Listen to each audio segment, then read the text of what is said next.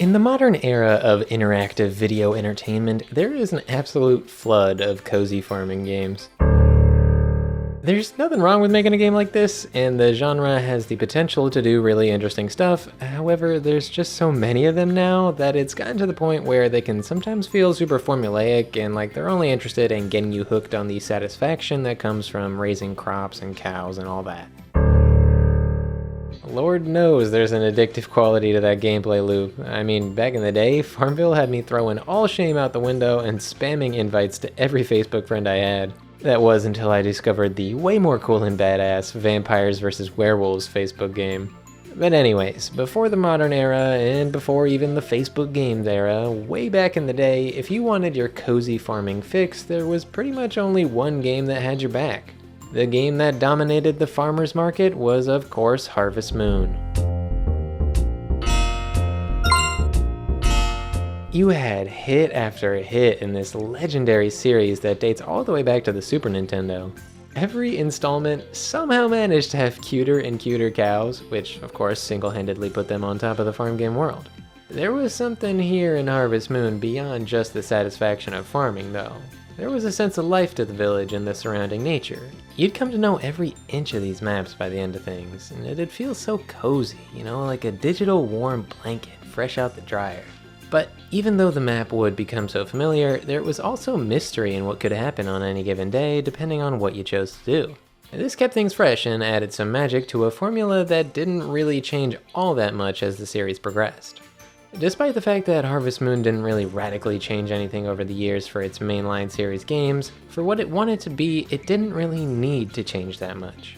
The series more so iterated and refined on what worked best and gave you a new rural village to explore with each entry.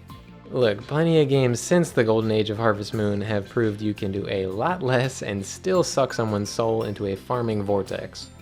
However, because there's such a deluge of these types of games now, they've all turned into a bit of a hazy void to me.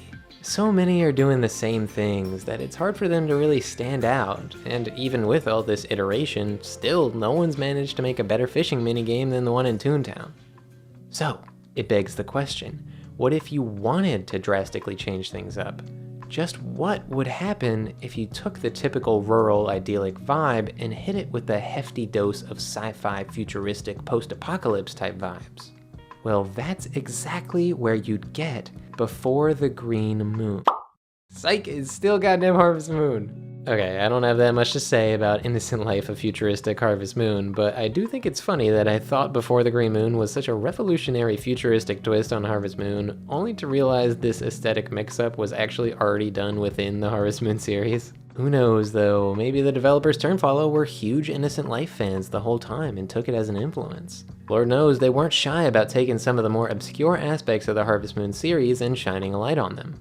For example, I remember when I was a kid watching my sister play Harvest Moon on GameCube and thinking it was really odd that this one dude kinda looked like Elvis.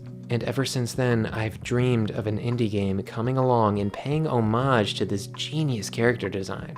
Before the Green Moon has finally answered my prayers. This is the most Elvis-looking guy in a farm game to date, I guarantee it. And he's even named Elvis, so 10 out of 10 game already, of course, but just for poops and giggles, let's take a closer look at what else Before the Green Moon has to offer. This game comes to us from the mostly two-person team Turnfollow, who are best known for their game Wide Ocean Big Jacket, which has pretty minimal gameplay elements. It's mostly story-focused. It's got a great aesthetic and a highly grounded story, so it's clear this team can make great stuff. But it was interesting to see that Turnfollow, who just proved their visual novel type game chops, would branch out into such an unexpected new genre with Before the Green Moon. It was especially interesting to me because usually I don't think of farming games as being that well suited to telling great stories. Typically in farming games, I have a good time getting invested in the goings-on of the little village and the lives of the handful of homies there, but I'm not usually that deeply moved by these kinds of games. But hey, maybe Turnfollow could show me the potential that was always there. What would it look like if a creative indie team planted a fresh seed in the genre and watered it until it became a beautiful and unique video game flower? Alright, enough convoluted farming metaphors, why don't we just boot up the game and just get right into it? Alright, instantly after hitting new game, I'm already having fun because this game has a really charming character creator. It has just the right amount of options for a person like me too. Like, it's got enough to feel like you can make something that's yours while not having too much to where it might feel overwhelming. Now, even though you can create your character, that doesn't mean the main character is written like a total blank slate. Right off the bat, actually, in the opening cutscene, we get a taste of their personality when we hear some of the internal thoughts of the player character. We open on this amazing shot of a bus rolling into town as your character reminisces about what brought them here. They tell us about someone who was very close to them named Kelly, who is mysteriously said to have gone up there. Kelly isn't the only thing our main character has lost. Most of the things that brought them stability, like family, loved ones, and the places they call home, are eroding in this decaying world. But something keeps pulling us forward, a vague promise of what could be up there. One day, a person saying they're from the moon came by to visit your main character's hometown, offering to bring a farmer up there if they came to live in the place that we're currently heading to on this very bus. This person from the moon said that if you did a good job farming, you could save up to buy a ticket to up there, the mysterious society that lives up on the green moon. There's a really beautiful and poetic line here that perfectly captures the allure of the moon and what our character's searching for in their journey. Our main character says that this person visiting from the moon brought 30 musicians who played as one, all of their strange instruments immaculate. When I closed my eyes, the song became Kelly's voice. I feel like this bit right here effectively communicates your character's motivations while still leaving it vague enough for the player to interpret how the character truly feels about it all. Are they being motivated by the lavish lifestyles such a big musical performance implies would be up on the moon, or is it more just the desire to reconnect with Kelly that's pulling us forward? Maybe the vagueness is trying to convey how their desire to reach Kelly is being projected onto a vague goal of climbing a societal ladder, and the desires kind of blend together. As poetic as all this is, I'll admit this is a very vague and hard to understand backstory when you're on your first playthrough, but even on my first playthrough, I liked the mystery of it all, and I felt pretty emotionally affected even though I was a bit confused by certain sci-fi lore terms that were being dropped. With that being said, I really appreciate the commitment this game has to naturalistic storytelling. They don't shy away from letting the characters talk like someone who actually lives in this world would. Like, the first line of the game is, "I went to the youth farmers," which makes you be like, okay, what's the youth farmers? Well, don't worry too much. Thankfully, when the game drops terms like this, another example being referring to places as comms, just know that your first initial intuitive guess of what these things could be is usually right. Like, youth farmers is, from what I gathered, a place where people learn to farm and life revolves around that, and comms are like communes, more or less it seems. The more the terms get used in context, the more obvious the meanings are, but trust your gut, usually the first thing you might think it means is correct. Anyways, as we arrive in this new comm, we are greeted by Carol, our handy-dandy explainer type of dude. He gives us a rundown of the house we'll be living in which he drops the interesting tidbit that here, everyone lives alone. He says it's in an attempt to mimic how they do things up there on the moon. This is in contrast to how the youth farmers or other comms are mentioned to have only communal living. I think this is a subtle indication of how life up on the moon represents some of the lonely structures of our current real-life society. Dividing people and making them more isolated can weaken communal strength and might make them easier to control. Not to say that living alone is inherently a bad thing or that living communally is always better, it's just that this is a small piece that adds to the greater themes being explored about disconnection in society. In our current case, I'd say living alone isn't much of an issue because this is a pretty small town with like 7 permanent residents total, so the sense of being a tight-knit community isn't really lost. Anyways, once you're done checking out your house and its slightly unsettlingly colored bathtub, it's time to head out to see your farm.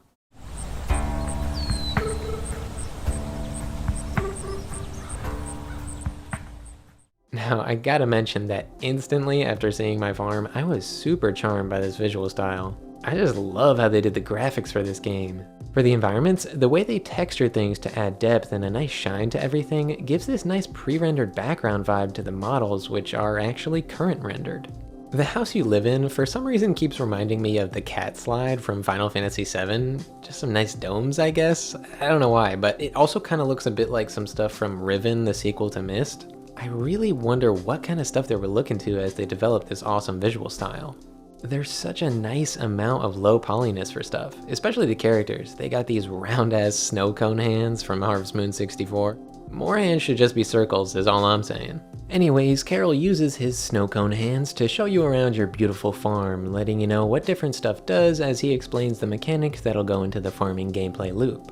I love how Turnfollow handled the farming mechanics personally. I feel like they struck the perfect balance of complexity and simplicity to keep the game focused on just what it needed to. This isn't designed solely to be a grind where you're going sweaty gamer mode pumping out the most efficient crops. Although, I mean, it could be if you want. I definitely had fun optimizing my cabbages, if you know what I mean. That being said, the mechanics of the farming are pretty straightforward, and any Harvest Moon fan will be right at home. It's simple, but its details are finely tuned. Like how the amount of time you have in a day just feels perfectly suited to the map size and movement speed you have. Also, using your farming tools takes just the right amount of stamina to balance things out so that you're guided to not spend all day every day doing farming related things. As you're swinging away and you see your stamina going down and you look up to see how much day and stamina you got left up there in the corner, you might end up appreciating the style of this game's UI. It's super readable and looks nice, but what I love is how they contextualize the UI as items that you can equip, and you can buy items like a new watch to give the UI for the time a new look. The new watch is a bit less readable, sure, but it's great for losing track of time as you gaze at another beautiful sunset.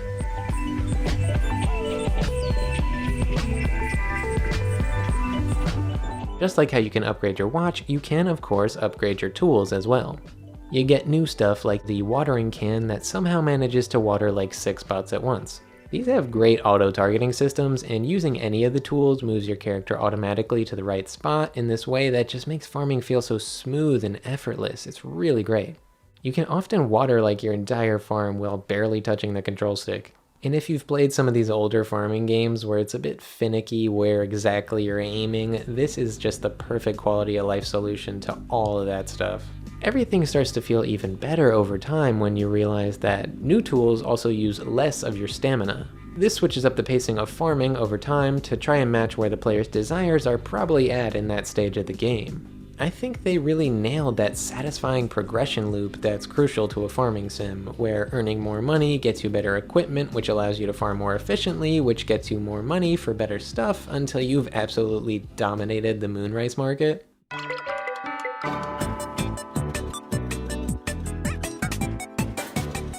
But thankfully, the complexity of the farming never reaches a level where it overshadows all the other elements of the game. Like, it's really fun and satisfying to run a good farm, and to efficiently make the most of the time you put into it. It's just that by the time you'd have enough money to even be planting tons and tons of crops, like to the point where you'd be way too focused on grinding your farm, you'd probably already be close to having the amount of money you need to reach the end of the game. I feel like Turnfollow chose exactly the right amount of farming sim gameplay elements to make for just enough satisfying fun to give you something to do as you get through the story. But they didn't overload it to the point where you care more about your farm than you do about the characters in town, which is exactly what makes this game work for me, where other farm games usually don't hook me quite as well. So yeah, there's a good balance throughout the game of how much farming you actually do, but in the beginning, they really don't want you to focus on farming at all, which is super smart in my opinion. When you first start out, your only access to seeds is your daily handful of free seeds you get, which takes like 2% of your day to plant, and then only once a week you can buy a handful of seeds from the scrap shop. Plus, since the game starts in a rainy season where it rains every day, you don't even have to water your crops at this stage. I thought this was super smart because you'll have so much of the day left that you'll naturally want to use your leftover time to explore and see the world and meet people. Also, you get to hear all the amazing songs that play in different areas, so that'll make you want to explore everywhere too.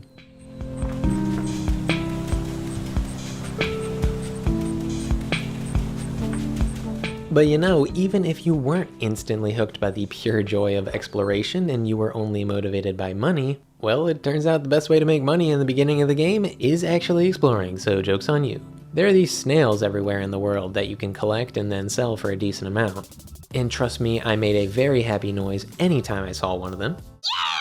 These snails encourage you to start exploring the map, and therefore you'll naturally run into cutscenes and learn more about the people in town, even if you were just laser focused on being a good capitalist worker bee. This game does such a great job of guiding the way a player engages with the world in subtle ways. It's so good. One more reason it's important that they design these mechanics in this way to help guide you around is because there is not a map or any kinds of waypoints at all in the game, so the guidance really helps guide you. But you know, I just love that they chose to not have a map. Keep in mind, I'm saying this as someone who needs Google Maps to find the back of their hand. My sense of direction is horrible, but the world is just small enough to where I could easily piece it together eventually. And on the other hand, it's just big enough to still allow for a good sense of discovery and wonder. It was subtle, but the lack of a map definitely got me more immersed in this world.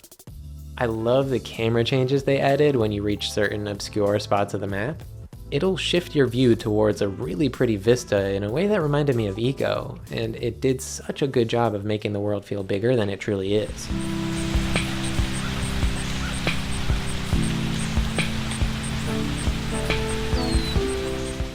Not to say the map should literally be any bigger though. The map is balanced to be just the right size for the length of one day of in-game time. Like, you can get to a handful of places within a day, but you can't ever check the entire map in one day really. So every day is full of decisions about what areas you'll check in on. You might go to the woods to look for chickens, you might go mushroom hunting in the caves, or you could just spend all day fishing. With this in mind, it's great that the game has multiple ways that you can discover things that help you out. Like, you start out with only 3 tools, but you can find an axe or hammer laying around in the world, which rewards you for exploring. Or you could just eventually see them in the shop and save up to buy them if you happen to be more focused on farming at the time. Same with the fishing rod, you can talk to Marie to get one, or buy one at the weekly scrap shop. There's some well-hidden stuff you might discover on your own by randomly exploring. Like that the trees in the upper right corner of the forest have very valuable mushrooms on them that are covered by brush. Or you might get told about them by a friend who wanders around that area. The choice of what to do is always yours, and there's never too much pressure. Nearly anything you choose to focus on either moves the story along at the pace you want, or earns you some money, or just gives you some pretty parts of the world to look at. Once you've gotten a hang of things and found how you like to spend your days, Before the Green Moon decides to mix up the gameplay in just the right way. The game switches from the wet season where it rains every day to the dry season where it dries every day. I mean, it never rains, and there are no longer snails, which is just heartbreaking. Where did they go? Oh my god, their shells are here? That's so sad. Gameplay-wise, this ups the challenge in how you optimize your farming and how you spend your day because you now have to water all your plants yourself now. However, what you might not realize is happening at first is how the gameplay changes in the dry season also subtly affect how you experience the story. Now that there's no snails, rest in peace, giving you a monetary incentive to explore, your only reason to go to certain areas is purely story motivated, and since you probably got invested in those stories in the wet season, you now get really hooked and keep coming back to see more despite no gameplay feedback loop being involved. It's really up to you how much of the story you decide to see at all. I found that more than 90% of the cutscenes are totally optional. So like, if you don't care for Carol, then you can ignore him totally. But you should care for Carol because even though he seemed like a bit of a corporate shill at first while showing you around your farm, he's actually a sweetheart, a good buddy, and he likes to collect acorns. To put it another way, I know who I'll be singing about when I go Christmas caroling this year. Anyways, the point is, you can beat the game without advancing anyone's story. Trust me, I did a playthrough where I didn't talk to anyone at all and just grinded to 110,000 bucks and then took off right away to the moon, and the game was totally fine with me doing that. So this means that when it comes to the story, they had to get you to be kinda totally intrinsically motivated to visit your buddies, and not just because of game mechanic-y reasons. I think this was important to get right, because building deep connections with people in your community is the core of what moves the story along. And it's also a huge part of the general themes of the game. This little comm became something I was so attached to. Not because of how I optimized my lime tree farming, but because of the people here. Pony, Elvis, Int, Carol, Marie, Marshall, and the mysterious moon ghost Granny, but we'll get to that later. Speaking of spoilery stuff like that, I'd highly recommend playing this game as spoiler-free as you can, because the joy of discovering the bits and pieces of the story you personally sought out is so satisfying to experience firsthand. However, maybe you're like me, where you'll watch like 5 different YouTube videos spoiling the hell out of a game's story, knowing full well you'll probably never get around to playing it. Or maybe you just want to get a better idea of what the game's all about before jumping in yourself. If either of those are the case, then stick around and we'll have a good time going through all the different characters' stories in this very special game.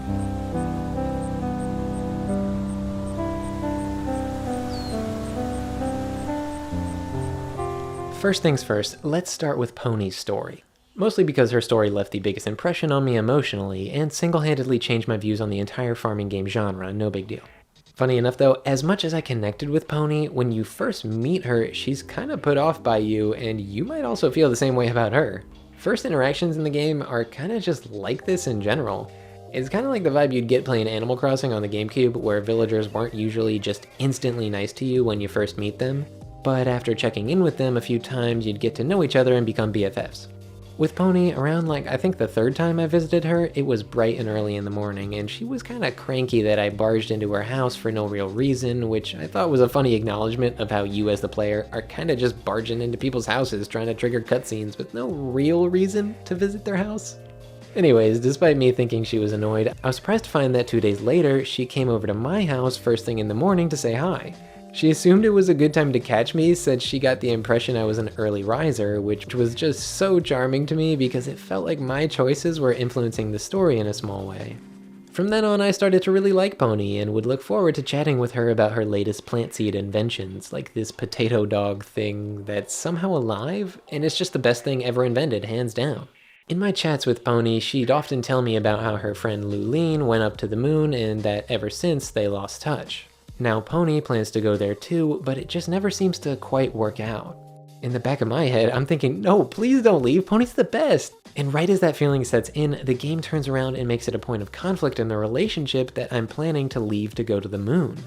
No matter how much you as the player want to stay here, the only way to roll credits is to earn money to buy a ticket to the moon. So I thought it was so emotionally impactful that the core of the story is building relationships with all these people you're forced to leave behind. If you're like me, you felt pretty conflicted about this, and only felt more conflicted once you realized you could start dating Pony. As you get closer, you get these beautiful date cutscenes where you talk to her about her life on the old comm she lived on, and funny stuff like whether there might be alien plants out there. You're chilling out with these beautiful views as one of the best songs on the soundtrack soothes you.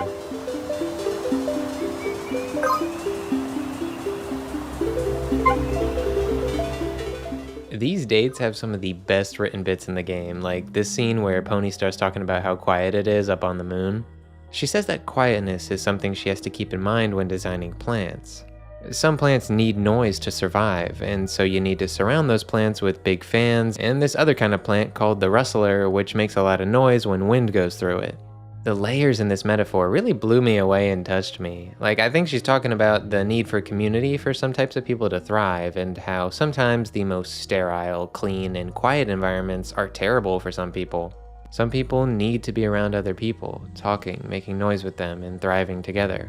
I won't spoil any more because you really gotta experience this relationship for yourself while playing the game, but damn, this writing being so strong just made it all the more heart-wrenching that in the back of my mind, I knew my character was bound to leave Pony and everyone in the community behind.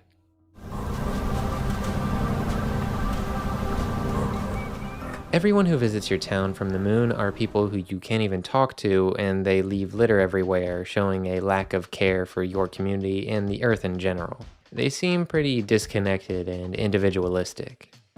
Nearly every single character who lives up on the moon has lost touch somewhat with their loved ones. Like Pony's friend Luline I mentioned before, there's Marie and Marshall's daughter, and Kelly, the person who sparked our main character's moonbound interests in the first place. I think this disconnection represents how capitalism divides us by dangling the steps up the ladder in front of us. But then when you take those steps, they end up being contingent on complying with an oppressive system. I think this scrappy little comm where all your friends make it home is way better than a clean, lifeless, disconnected society driven by wealth. And that's at the core of the game's messaging, really. The only way to reach the moon is through money, and there's no point in the game where interacting with your community straight up gives you money. In fact, if you want, you can ignore making money entirely in this game and face no penalty or pressure, which I think was an important thing to include to drive home the themes. You never have to pay anything for food, water, or housing. This comm is showing that we can all make a community work without being driven by money. If you do decide to make money, you sell your crops and stuff through an anonymous drop-off box. It goes to people up on the moon, and they don't care who grew it, and you don't care who you're selling it to. I don't feel much of anything when I sell 50 cabbages to the moon, but when I take an apple to Elvis and he cooks me up some grub free of charge, good lord do I feel something. The effect of all this is felt most directly as you're approaching the ending of the game. Like, technically, you could stay here forever, but you'd eventually run out of story to experience, and at some point, even if you never went to the moon, you would say goodbye to the game eventually. I don't know though, maybe someday someone will achieve immortality in order to continue playing Before the Green Moon infinitely just to shatter the point I'm making. Leave a comment from the end of time if you pulled this off. But yeah, for mortals, you will have to say goodbye to your buddies and your comm at some point in some way or another. And what the game really effectively communicates is to cherish that time you had before heading to the Green Moon. I think this theme is reinforced by the fact that the actual ending cutscenes of the game are pretty abrupt and they don't really tie up loose ends. You kinda just cash in your ticket and leave. It's a beautiful scene for sure, looking out the window as you lift up slowly towards the moon, with this classical music playing in the background setting the perfect mood.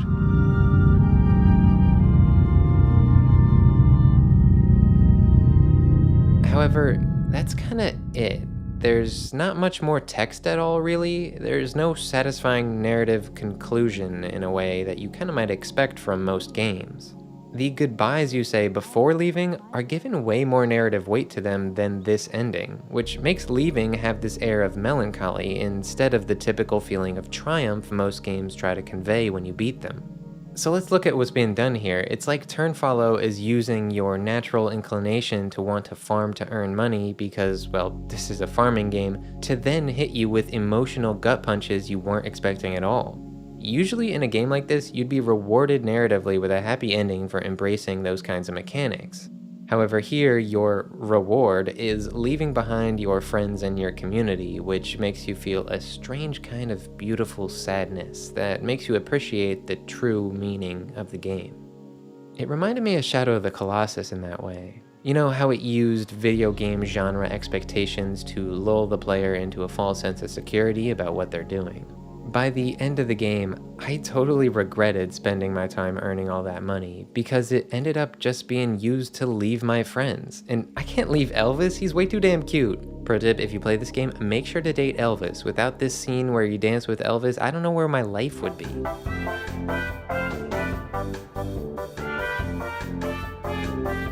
Oh my god, honestly, I don't want to leave any character in this game behind. I didn't even connect quite as deeply with Carol, Marie, or Marshall, but they still feel like irreplaceable members of this community to me.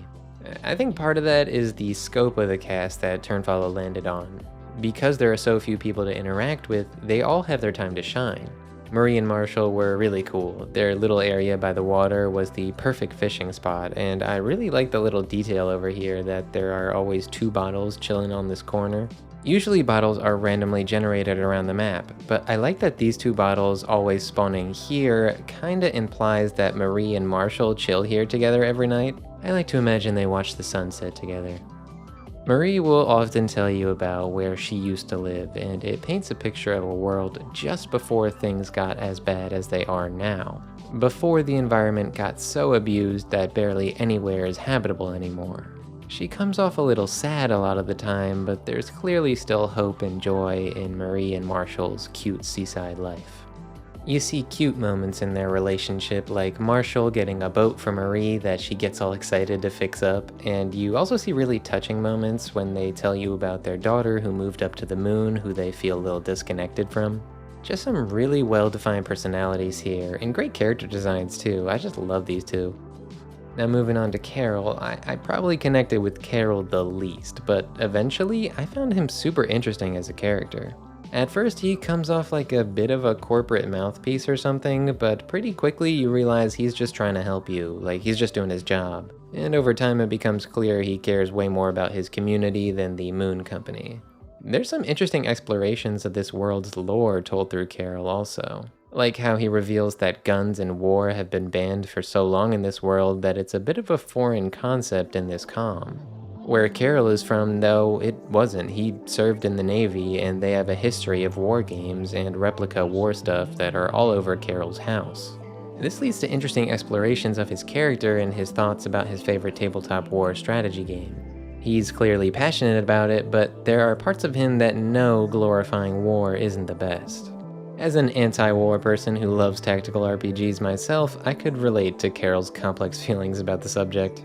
Like, there's fun and joy when you play these games totally abstracted from their real-world implications, but I don't think that all the Call of Duty I played uncritically as a kid was, on the whole, good for my perceptions about the realities of war, despite all the fun I had. The scene where he shows you his replica gun model was especially impactful. He decides that even though it's only a replica model, guns are banned here, and so he feels like he wants to get rid of the model in order to respect the ways of this community. If you talk to Carol enough, he'll show you the upper floor of the administration building, and it's just the most satisfying thing ever when the game does something like this. You get to know the map so well that unlocking just one more room through some of the characters' stories is so satisfying in the way it expands the game world. It feels like a fitting reward for getting to know someone too, like they're letting you into their secret world now that they trust you. These new little places really make your imagination run wild about all the other places that are just on the periphery of where you can currently explore, and it makes you want to go as deep as you can with every character just in case they'll show you a new area like this.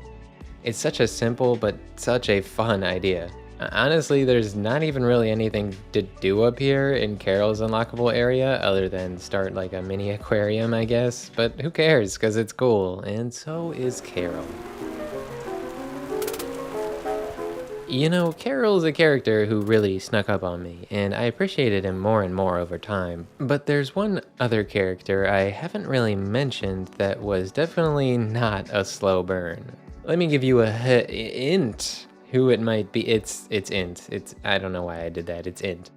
This cap-wearing kid was shrouded in mystery right from the get-go, and I was hooked right away. The first thing Int did when I met them was insult me and said that their granny said that you can't trust farmers.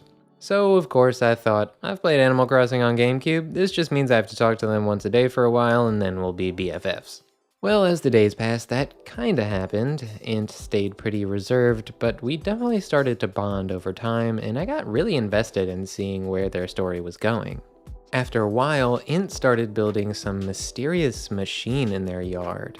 It's totally unclear what this is, and things get even more unclear when you run into Int's granny, who is a green moon ghost. Yeah, okay, I'm not even 100% sure what a moon ghost is either. It's a lot of sudden sci-fi-ness to take in at this point in the story, honestly. As I was trying to process that, Ghost Granny ended up saying a bunch of cryptic stuff that just got my gears turning like 20 times faster and made me realize just how deeply thought out the lore of this game is. This cutscene really opens up the sci-fi intrigue side of the story, and it just gets better and better from here. Granny doesn't really make another big cutscene appearance after that first one, but Int continues to work on the mysterious machine and starts to open up more to you and everyone around you.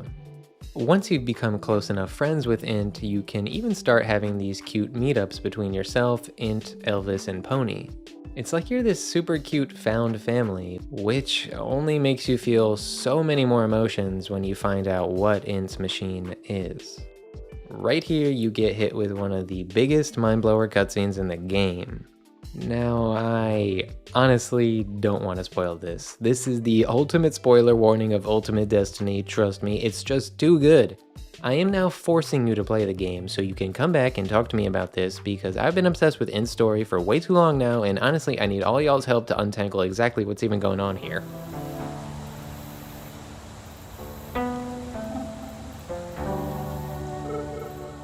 So, Int's machine is a teleporter that takes you to some mysterious science lab, presumably on the moon, I'm not really sure. Int strolls right in, and as you chase after them, you walk into a chaotic scene, and you're not sure if Int is really safe with these people. However, Int assures you that they feel like they're meant to stay here. They say a bunch of cryptic stuff like how the device isn't a portal but a tunnel, and it makes it seem like there's just so much more here to uncover, but you quickly get kicked out back through the portal, tunnel, and everyone is just kinda shell-shocked, but also they kinda just go back to business as usual, like right away. It really threw me for a loop because I was just devastated by losing Int, and no matter what I tried, I couldn't seem to trigger the next part of Int's story despite how much it felt like there had to be more to it. I'm not even sure if there is more to it, but that's half the reason I'm telling y'all to play it, to come back to me with what you find. Even when you go say goodbye to everyone at the end of the game, you just kinda go to Int's empty house and offer up a goodbye to wherever Int truly is. It's kinda depressing. But it got my gears turning more than anything else in the game and just blew my mind with how much I felt like I was missing despite being pretty thorough in how I tried to unlock all the story. It still feels like I'm missing a few pieces of this jigsaw puzzle though, so let me know in the comments if you find something on your playthrough. As confusing as the game can be at times, it's really fun to try and weave the bits and pieces of the narrative together. The game is so naturalistic in how it dispenses lore that you really have to put the pieces together yourself. It never feels like someone is exposition dumping at you. All the conversations feel like they're for the characters in this world, and that's a part of what really sucks you in about this little farming game story. It also pulls you in because this feels like a very fresh and modern take on video game stories in so many of the ways that it's presented. Like, I love how so much of Before the Green Moon doesn't feel gendered or really like labeled in any way. Expressions of gender and sexuality feel like they're treated as a fluid spectrum, which is what they truly are in reality, but you know, dominant societal biases got hands, so most stories, even futuristic and sci-fi ones, are binary as hell. It was just cool to see this game present a new perspective on all this. This future society has different views on these topics. They didn't just project the dominant ideologies of our current society onto the game world, which was refreshing. Another important part of the story feeling fresh and modern was how well the gameplay guided the story. The most obvious examples are how turn follow tied important gameplay mechanics to central characters, like Elvis reviving your stamina with his fresh grub, or how Pony helps you out not only by selling you seeds, but also by telling you about how to find and care for chickens, as well as giving them incredible names. Oh my god, look at this cutie, so soft, small, smart, beauty. What should we call you? How about Poo Poo Pool? What a lovely name. These moments that tie the characters to the gameplay makes it so you naturally just stumble into plenty of cutscenes and start forming deep relationships while feeling totally self-motivated even though there was subtle guidance there. Something I realized during a playthrough I did where I just grinded for money and didn't talk to anyone at all is how much building relationships with the people in your community helps you out in the game. Like, I wasn't able to get a fishing rod for free from Marie, and Pony doesn't ever come to sell you seeds, which is a big deal because then the only other option is buying like 7 seeds from the scrap shop once every week. Considering this, it's especially interesting that Int isn't given a mechanical purpose and that their house is kinda out of the way of anything else. Their story is the easiest to miss, and therefore it really piques your interest once you find out that it's the most mysterious story of them all. Really though, Int's story keeps bouncing around in my mind. Even some of the earliest stuff in Int's story is still a mystery to me, like who really is that moon ghost granny? There's even other green ghosts you can find at obscure parts of the map at weird times of the night. It was pickling my brain so much I broke down and emailed Turnfollow like 5 million questions about the game, and they were really nice and answered so much for me. I grilled them with the most pressing questions, such as, why is Elvis so goddamn cute? They hit me back with, he genuinely cares about others and his community while also taking care of himself, and that gives him inner confidence, which is cute. Now that really warmed my heart. But I am still scratching my head about so many things. Like, I asked if maybe there was something I'm missing. Like, do I need to give Moon Ghost Granny an item or something to progress their story? And Turnfollow simply replied, Granny wants the teeth. I will be haunted by that forever. I still don't even know what item the teeth could possibly be. They also made me realize just how small of a slice of the lore was directly shown in the game. When I asked what really happened to Int, they told me, Int and Pony are important characters to the future of this world, even though they won't be remembered. Int completed their work, and now they can rest. Okay, doesn't really satisfy all my ponderings. Now I need to go have a great time playing the game 15 more times to figure all this stuff out. Ugh. No, really, this has been some of the most fun I've had trying to piece together a story, almost on par with analgesia games, which by the time codes on those videos you can tell is quite high praise. All this kind of stuff really prodded my imagination, especially because this game isn't really popular. I mean, when Mara hasn't heard of a game, then I know that shit's obscure. So this means there's no 100% guides or walkthroughs, no full Let's Plays that find all the cutscenes, and no Nintendo Power hotline. If I had a burning question that I couldn't find any answer to, well, I had to figure it out myself. I did so many weird and dumb things to try and scratch at every corner of this game. While I often was rewarded with a big bag of nothing, I think the fact that I felt so motivated to do this showed that the game had a good sense of mystery to it. It felt more expansive and full of potential secrets than it really was. That's not to say there aren't some amazing secrets. Moments like finding a green ghost that only appears at the very end of the night at the very back of the caves, which you can only get to by clearing like 100 rocks, was mind-blowing. It made me want to look for more secret stuff like that, but like I said, there really weren't too many secrets in my experience. That didn't stop me from desperately trying to find them though. Like, I cleared every single rock down in the caves just to see if anything would happen. Nothing really did, as far as I could tell, but no one else was gonna do it, so I had to. Oh, I also found a bunch of places to get out of bounds and tried poking and prodding around to reach possible secret areas or something, but there wasn't any stuff there in my experience. It was cool to see how they handled the skybox from underneath the map though. I think the main reason Before the Green Moon inspired me to become such a secret seeker is because on my second playthrough of the game, I saw so much more of the story that I initially missed. First of all, I dated Elvis on my second playthrough, which gave me so many more amazing cutscenes to watch, and I got to finally see behind the desk of the mess, which blew my mind. All throughout the game, you see Elvis taking smoke breaks up there, and it just makes you wonder, so it's so satisfying to finally see it. Also on this second playthrough, I realized how important the time of day is for unlocking certain cutscenes in certain areas. I had assumed unlocking a new cutscene had more to do with it just being a new day, but there are tons of story moments that only happen if you go to the right place at the right time of day at the right point in the story progression.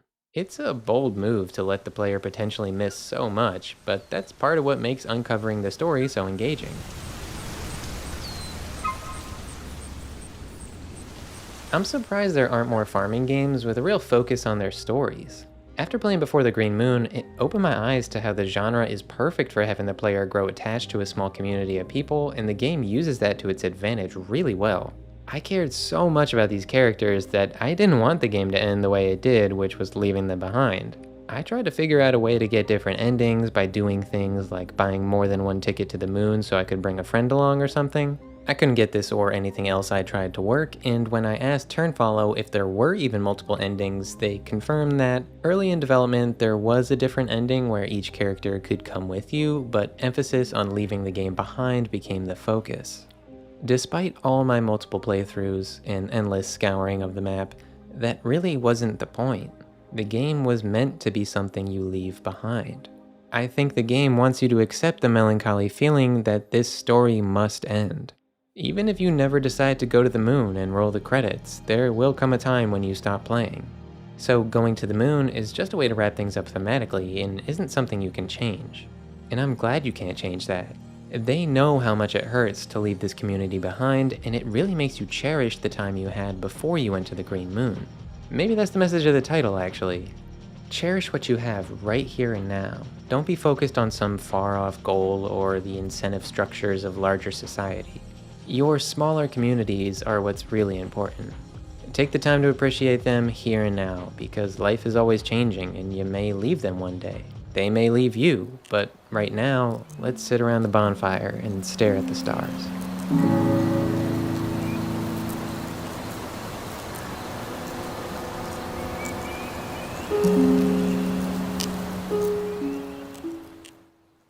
The beauty and melancholy of these themes really hits you at the end because once you cash in that ticket, you're committed. You can't go back. Pony, Elvis, Int, Marie, Marshall, Carol, I'll never forget the time I had with you before the Green Moon. Alright, thanks for watching, and thanks to Morgan for showing me this game. Go follow them, because their game Onder Peak is gonna be so goddamn good, you're doing yourself a favor here. Also, if you like the vid and you want to support the channel in some other way than just watching my vids, you can check out my music. It sounds like this.